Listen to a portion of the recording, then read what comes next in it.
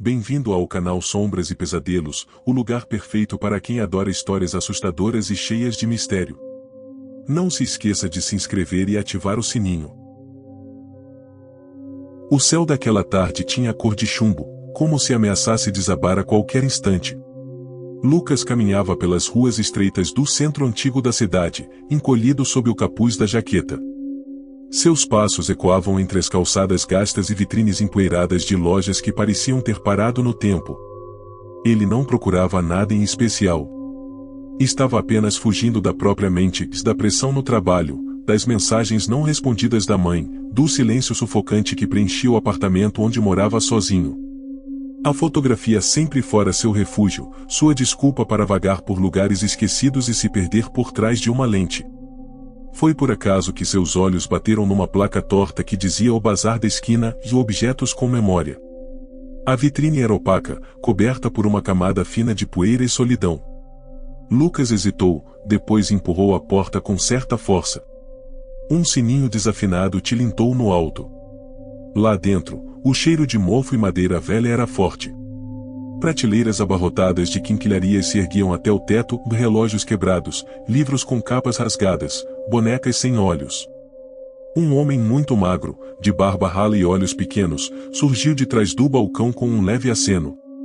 Lucas andava devagar entre as estantes, como se estivesse num templo, até que viu, no canto de uma caixa enferrujada, uma câmera analógica antiga. Uma Yashica MF2, da década de 80. Preta, com marcas de uso, mas estranhamente intacta. Ele a pegou. Pesada. Fria. Muito mais fria do que qualquer objeto ao redor. Essa não está à venda, disse o homem, surgindo de repente ao seu lado, num tom seco. Está na prateleira. Achei que... E uma peça difícil, o homem interrompeu, franzindo a testa. Pertenceu a um fotógrafo. Um cara e solitário. Ninguém viu ele depois que saiu por aí com essa câmera. Dizem que ela traz azar. Lucas sorriu, achando que o vendedor tentava inflacionar o preço com lenda barata. Então deve render boas fotos, né? Quanto quer? O homem hesitou. Por um momento, encarou Lucas com olhos que carregavam anos de cansaço. Depois, deu de ombros. R$50. Mas não traga de volta. Lucas pagou em silêncio. Ao sair, sentiu um calafrio correr pela espinha. O céu escurecera mais ainda, e o vento parecia arranhar as janelas das lojas. Ele segurava a câmera com força, quase com carinho. De volta ao seu apartamento, Lucas colocou a câmera sobre a mesa e a encarou por alguns minutos. Era linda, de um jeito antigo. As bordas estavam gastas, o couro falso desgastado em alguns pontos. Ao abrir a tampa do compartimento de filme, encontrou um rolo já carregado. Curioso. Mas ainda não revelado. Decidiu que usaria aquele mesmo rolo para suas fotos. Talvez captasse o olhar do dono anterior, fosse ele quem fosse. E então, pela primeira vez em semanas, sentiu uma fagulha de empolgação genuína. Ligou seu velho toca-discos e deixou o som ambiente de um jazz instrumental preencher a sala. Preparou sua mochila com lanterna, tripé e o restante do equipamento. Precisava encontrar um lugar à altura daquela câmera, um cenário que combinasse com seu peso, com seu silêncio. Um lugar esquecido, como ela. Sentado no sofá, ele segurou o equipamento antigo em mãos e olhou pela janela. A cidade parecia adormecida. Mas dentro de si, algo acordava. Lucas não percebeu, ou talvez tenha ignorado, que a temperatura dentro do apartamento havia caído drasticamente. E que o reflexo no espelho do corredor, por uma fração de segundo, mostrará algo que ele não conseguia ver a olho nu. A manhã seguinte chegou cinzenta e abafada, com nuvens pesadas estagnadas sobre a cidade como um presságio. Lucas acordou antes do despertador, algo raro. Havia dormido pouco, mas se sentia impulsionado por uma ansiedade inexplicável, como se algo o chamasse. O café foi tomado em silêncio. Não ligou o celular. Na mochila, levou apenas o essencial. A câmera antiga, o tripé, a lanterna e uma garrafa d'água. Ele sabia exatamente para onde iria. Nos arredores do bairro industrial da cidade havia um galpão abandonado, conhecido entre fotógrafos urbanos como um tesouro esquecido. Não havia placas, não havia vigilância. Dizia-se que ali funcionara uma pequena fábrica têxtil nos anos 60, fechada após um incêndio misterioso. Desde então, os moradores evitavam o local. Alguns diziam ouvir sons vindo de dentro, mesmo sem energia elétrica por perto. Lucas nunca acreditara nessas histórias, mas agora, com a câmera em mãos, queria testar os limites. Chegou ao local pouco depois das 10 da manhã. O sol mal conseguia atravessar as nuvens. O galpão surgia atrás de uma trilha de mato alto e ferrugem. Suas paredes estavam manchadas de fuligem e tempo. Portas de ferro escancaradas deixavam ver o interior escuro como uma caverna. Ao cruzar o limiar, sentiu o ar ficar mais denso. Umidade, mofo, e algo difícil de descrever. Um arrepio percorreu-lhe a espinha. Parou por um instante, respirou fundo, e avançou. Cada passo ecoava no chão de concreto rachado. Havia pedaços de madeira, fios pendurados, paredes descascadas. Um raio de luz filtrava-se por uma rachadura no teto, iluminando o centro do salão como se fosse um palco. Ele montou o tripé ali. Posicionou a câmera, olhou pelo visor e ajustou o foco. No silêncio absoluto, o som do obturador disparando soou quase ofensivo. Tirou 1, 2, 3 fotos. Moveu-se para um canto mais escuro, capturando detalhes das paredes, marcas antigas de mãos, grafites desbotados. Na terceira foto, algo dentro da lente pareceu vibrar. Como um reflexo estranho, uma distorção na borda inferior da imagem. Lucas franziu a testa, afastou-se da câmera, passou o dedo na lente. Estava limpa. Achou que talvez fosse uma aberração óptica causada pela luz. Então, ouviu um som. 3 batidas secas. Não pareciam vir da entrada, nem do telhado. Pareciam vir de dentro da parede. Lucas congelou. Por um segundo, pensou em sair dali. Mas sua curiosidade, sempre mais forte que o bom senso, o empurrou adiante. Ligou a lanterna do celular e andou até o fundo do galpão. Ali havia uma porta estreita, semi-aberta, que dava para o que parecia um pequeno escritório. O chão estava coberto de papéis antigos, encharcados por infiltrações. Uma escrivaninha quebrada, uma cadeira tombada.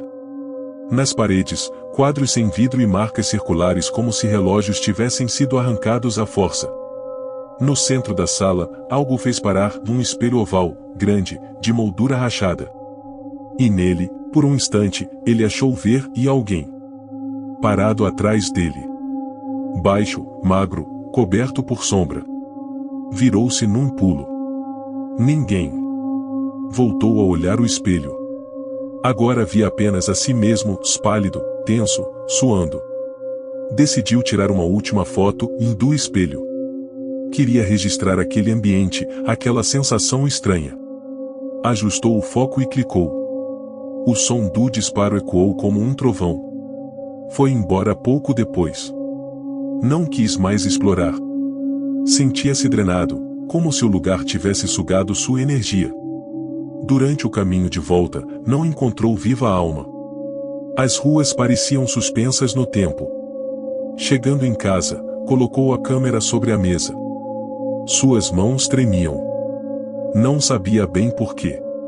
Tomou banho quente, comeu qualquer coisa, e passou o resto da tarde evitando olhar para o equipamento.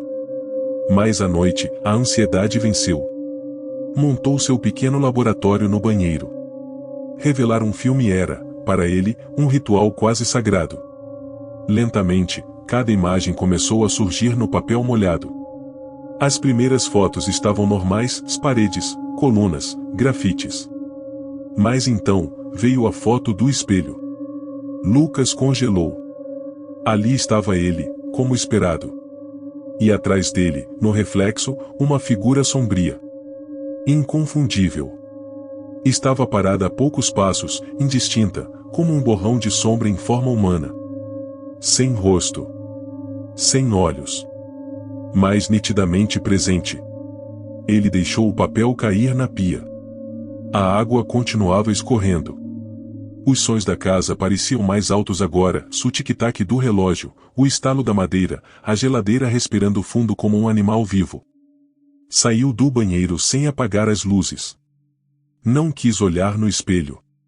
Naquela noite, dormiu no sofá. E por mais que tentasse ignorar, sabia que havia algo errado. Algo que não deveria estar naquela foto. Ou pior, algo que agora talvez estivesse ali, com ele. Os dias que seguiram a visita ao galpão foram longos e silenciosos. Lucas evitava falar com amigos, ignorava as ligações da mãe e saía de casa apenas quando era absolutamente necessário.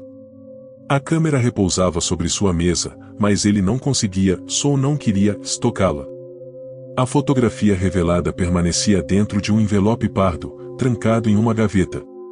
Mas isso não impediu que a imagem gravada nela se infiltrasse nos seus pensamentos como uma febre. Ele tentava se convencer de que havia cometido um erro. Talvez a sombra na imagem fosse um defeito, uma falha na película antiga, uma sobreposição causada pela luz. Ele até pesquisou sobre isso online, tentando encontrar explicações técnicas, qualquer coisa que o tirasse da sensação de estar sendo observado. Na terceira noite, a insônia venceu. Às 3 da manhã, sentado na penumbra da cozinha, Lucas cedeu. Pegou o envelope e retirou a foto. A princípio, parecia igual. O reflexo dele no espelho, o ambiente escuro ao fundo, e a figura ia ali. Mas algo o fez franzir a testa. Pegou uma lupa. Aumentou o brilho da luminária sobre a mesa. Olhou com atenção. A sombra estava mais próxima. No dia em que revelara, a figura estava a cerca de 2 metros atrás dele. Agora, em menos de 1. Seu coração acelerou. Olhou de novo. Estava mais nítida. O contorno da cabeça era mais definido, os braços estavam esticados ao longo do corpo, como um cadáver em pé. Soltou a foto e se afastou, tropeçando na cadeira. Um rangido veio da direção do corredor. Um estalo seco, como madeira sendo pressionada. Ficou imóvel. Depois correu até o quarto e trancou a porta. Passou a noite em claro, encarando o teto, sentindo o peso do olhar da figura, mesmo sem vê-la. Quando o dia clareou, tomou coragem e tirou a foto da mesa. Estava igual à noite anterior. Mas o desconforto persistia. No 5º dia, decidiu pedir ajuda. Ligou para André, um amigo fotógrafo e técnico em restauração digital. Cara, e preciso que você veja uma foto. Tem algo estranho nela, disse Lucas, tentando soar calmo. André concordou em se encontrar com ele no estúdio. Lucas levou a imagem e, com mãos trêmulas, entregou-a ao amigo. André examinou-a com atenção. E tem uma figura aqui, disse, franzindo o senho. Parece uma interferência de fundo. Alguém que você não viu. Não tinha ninguém lá. Eu juro. Pode ter sido reflexo, montagem antiga, dupla exposição. Sei lá, é uma câmera velha. Essas coisas acontecem. Lucas engoliu em seco. Pode escanear e ver se a imagem muda digitalmente? André fez o escaneamento e colocou a imagem no monitor. Ali estava ela. Nítida. Sombria. Imóvel. Se tiver alguma coisa estranha, eu vou ver com os filtros, disse André, profissional como sempre. Mas à medida que mexia nos níveis de contraste, seu rosto foi mudando. Que merda, murmurou ele, tirando as mãos do teclado. O quê? André girou a tela para Lucas. Agora, a figura tinha algo como olhos. 2 buracos escuros. Vazios. Eu juro que não vi isso ontem à noite, e Lucas sussurrou. Você tirou essa foto com aquela câmera velha? Lucas apenas assentiu. Cara, e isso é sério? Porque essa imagem não parece estática. Parece evoluir. Lucas pegou a cópia escaneada em um pendrive, mas se recusou a abrir o arquivo. Algo dentro dele dizia que cada visualização dava força àquela coisa. Como se a figura se alimentasse da atenção. Naquela noite, ele voltou para casa e guardou a câmera dentro de uma caixa. Depois colocou a caixa dentro do armário e empurrou um móvel na frente. Fez o mesmo com a foto. Mas já era tarde.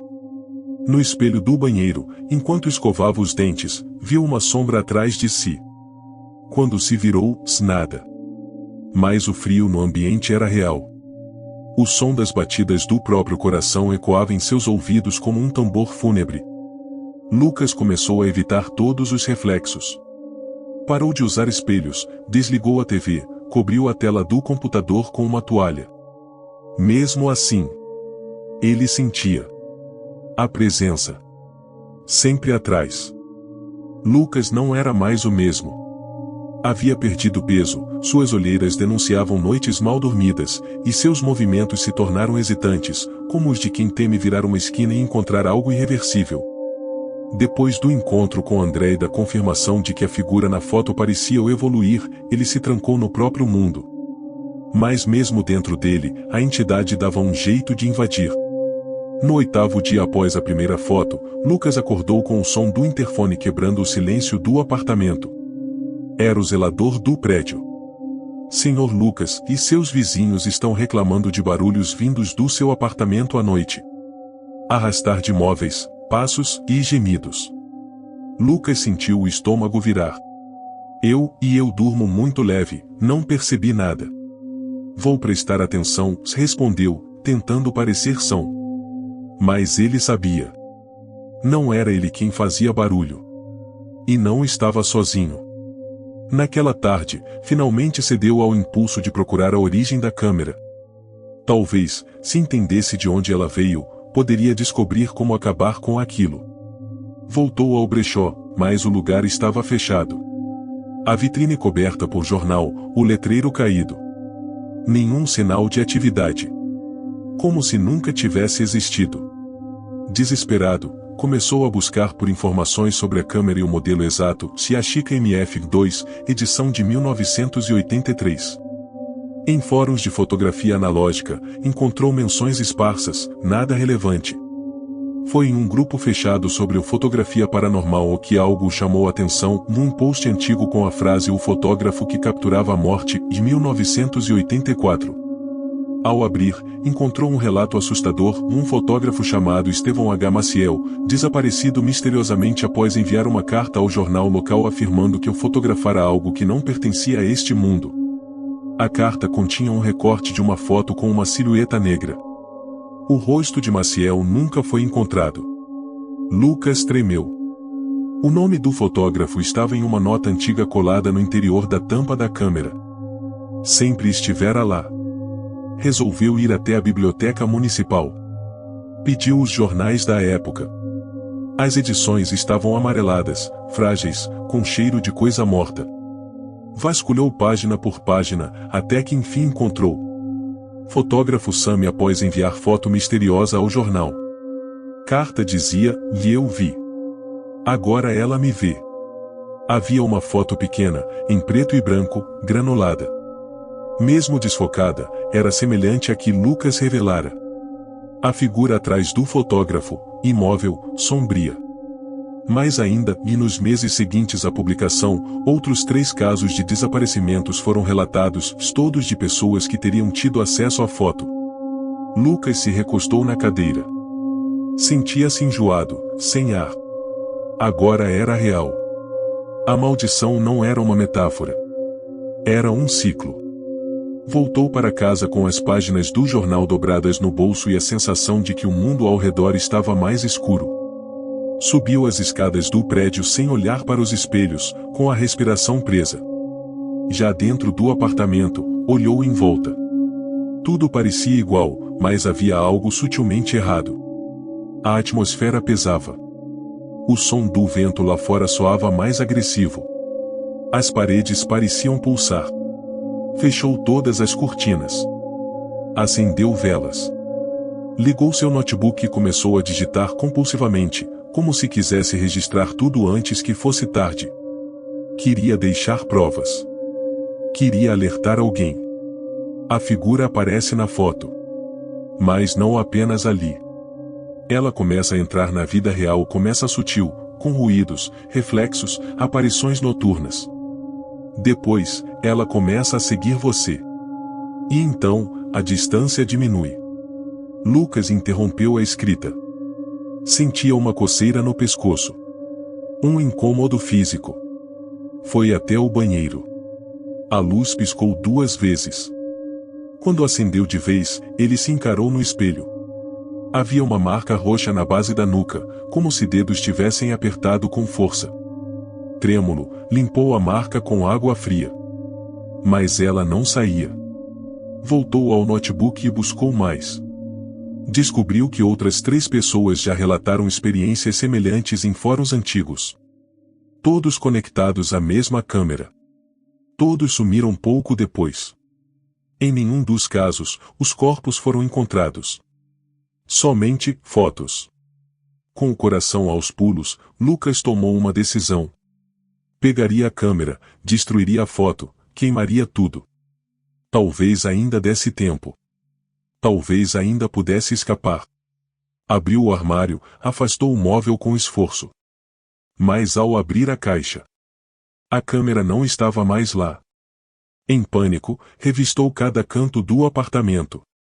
Quando chegou ao seu quarto, a respiração parou. A câmera estava sobre a cama. A lente apontada para a porta. E sobre o criado mudo. Uma nova foto. Revelada. Recentemente impressa. Nela, Lucas estava dormindo. E atrás dele, a figura. Tinha os braços erguidos. Lucas não saiu de casa nos dias seguintes. A comida acabou. A água acabou. Mas ele continuava lá, recluso, cercado por cortinas fechadas, velas derretidas, e um ar pesado que parecia crescer a cada madrugada. No centro de tudo, sobre a mesa, repousava a câmera. Sempre apontada para ele. A lente parecia observá-lo, viva. Ele já não tinha certeza se dormia ou sonhava acordado. Às vezes, acordava no chão, sem saber como tinha ido parar ali. Outras, jurava ouvir sussurros vindo de dentro da parede, da tubulação, da lente da câmera. Chamados sem palavras. Respirações ao fundo. Uma risada. A dele mesmo. Mais distorcida. Tentou gravar o som durante uma dessas madrugadas. Ao ouvir o áudio pela manhã, havia apenas estática e, no fim, uma voz grave, abafada. Você me vê agora. Lucas chorava sem som. Os olhos vermelhos, fundos. A barba crescida.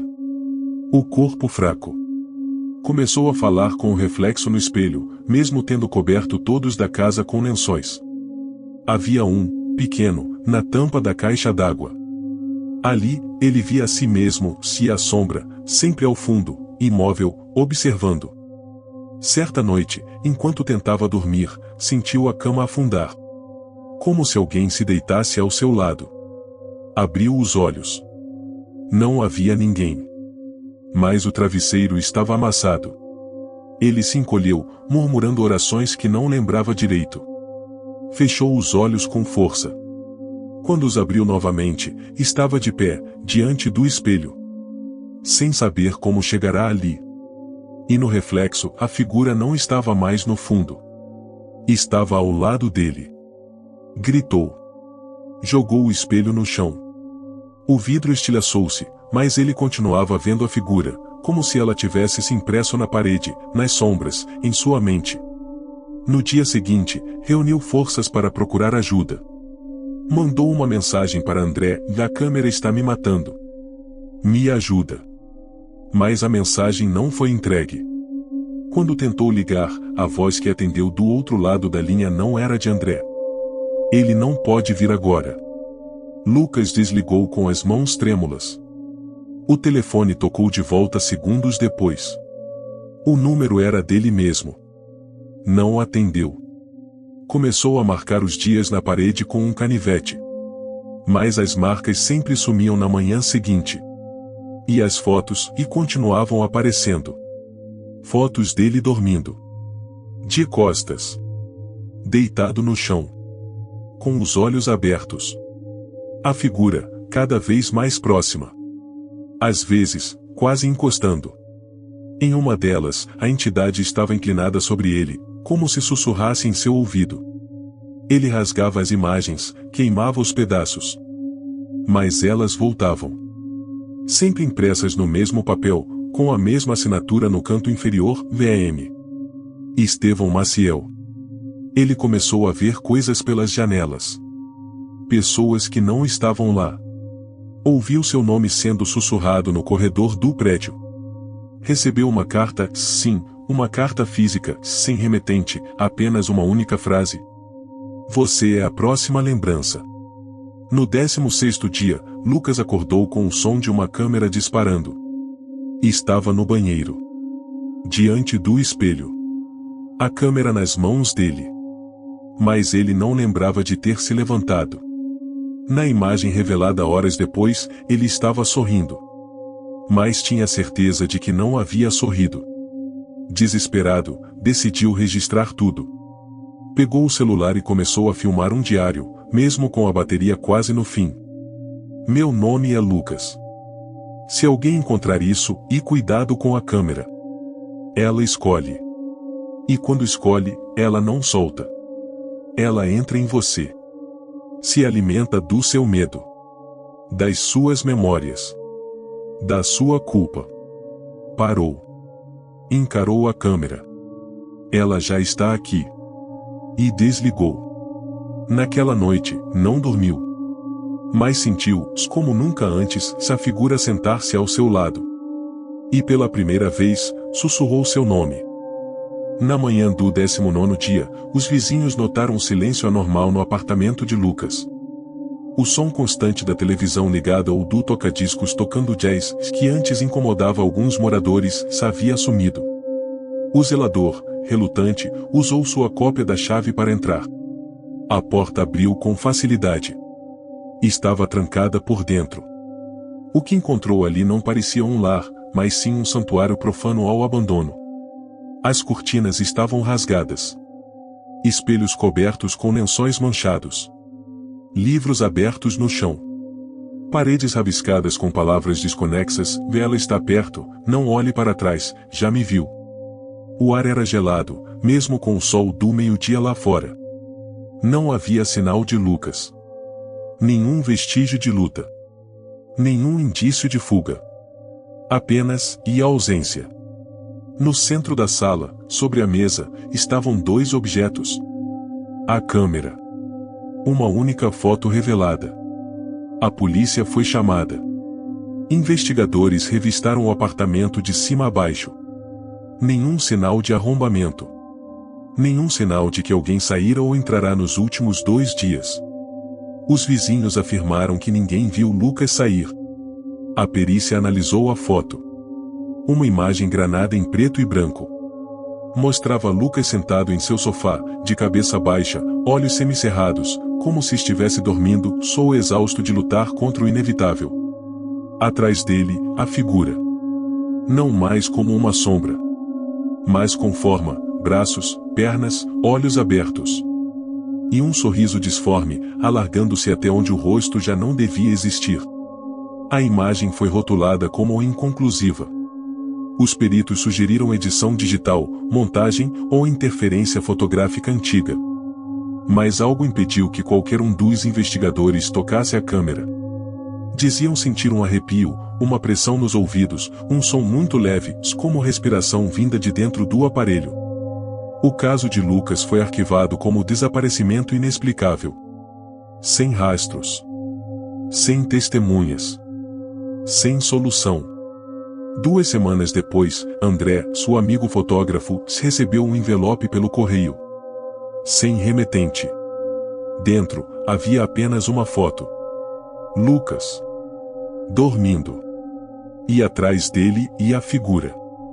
Mas agora, mais próxima que nunca. No canto inferior da imagem, quase apagado, lia-se uma anotação feita à mão. Se você viu, ela também viu você. André tentou esquecer. Ignorar. Mais uma semana depois, deixou de responder mensagens. Sumiu. O apartamento de Lucas foi esvaziado por ordem judicial. Os poucos pertences foram doados. Apenas a câmera ficou sem destino. Reapareceu dias depois, em outro brechó, em outra cidade. Um novo dono entrou. Olhos curiosos. Olhar artístico. Como Lucas. Como Estevão. Como todos os outros. A câmera esperava. A próxima foto estava prestes a ser tirada. O brechó era pequeno, escondido entre duas lojas de conserto de eletrodomésticos. Sua fachada desbotada mal chamava atenção. Uma placa enferrujada balançava com o vento, emitindo um som agudo, irritante. Lá dentro, o cheiro de mofo era familiar. Os objetos amontoados em prateleiras frágeis pareciam observar quem entrava. Foi numa dessas prateleiras que ele a viu. A câmera. Antiga, charmosa, em perfeito estado, como se tivesse sido guardada com cuidado, só adormecida, à espera. Seu corpo preto, sua lente circular, ainda brilhando sob a luz fraca do local. Quanto custa? Perguntou o novo visitante, um jovem universitário apaixonado por fotografia analógica. Seu sorriso era largo, inocente. R$ 50, respondeu o vendedor, com os olhos vazios e a voz mecânica. O jovem pagou sem questionar. Ao sair da loja, sentiu um arrepio. Mas logo passou. Estava animado para testar seu novo brinquedo. Não viu o reflexo na vitrine. Nem o vulto que pareceu acompanhá-lo até a esquina. Na calçada, parou. Levantou a câmera. Olhou pelo visor. E sorriu. Clique. Obrigado por assistir o vídeo até aqui. Não esqueça de se inscrever no canal, ativar o sininho e deixar algum comentário para sugerir novas histórias.